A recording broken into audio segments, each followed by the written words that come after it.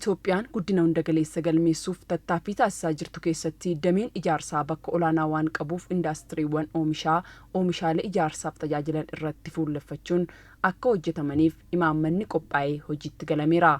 Damee ijaarsaa fi bu'uuraalee misoomaa babal'isuuf ammoo oomishni sibiilaa murteessaa waan ta'eef industiriiwwan sibiilaa oomishaniif deeggarsi kennamaa jira.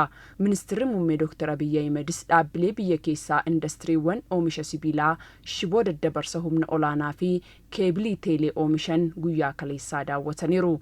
Dr. Abiy mootummaan Itoophiyaa oomisha sibiilaa guddisuuf xiyyeeffannoo addaa kennuun hojjechaa akka jiru daawwannaa kanarratti dubbataniiru.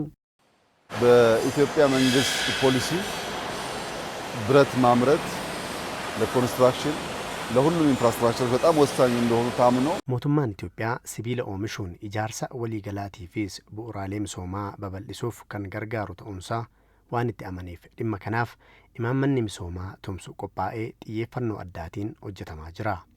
Investimentii alaa fayyadamuun shiboo elektirikii humna olaanaa dabarsanii fi utubaalee damee elektirikii akkasumas keebilii teeleekoominikeeshinii dhiyeessuuf hojjetamaa jiraachuu kaasaniiru.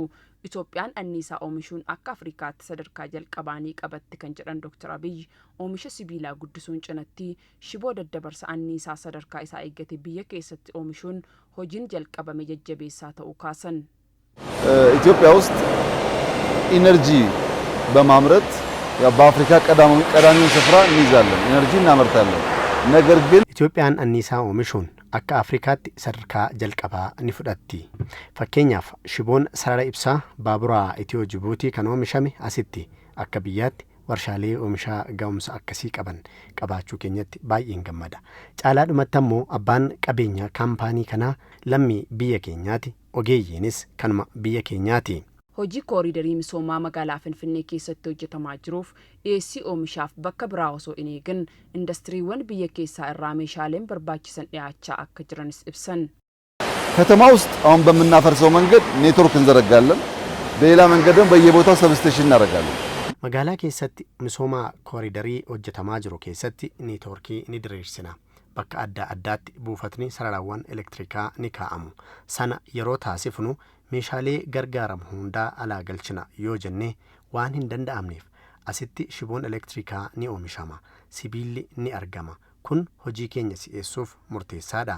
Kan biraan ammoo fayyadamaa konkolaataaf boba'aan waan nu rakkisaa jiruudhaa fi baajaajii humna elektirikaan hojjetan asitti oomishamu.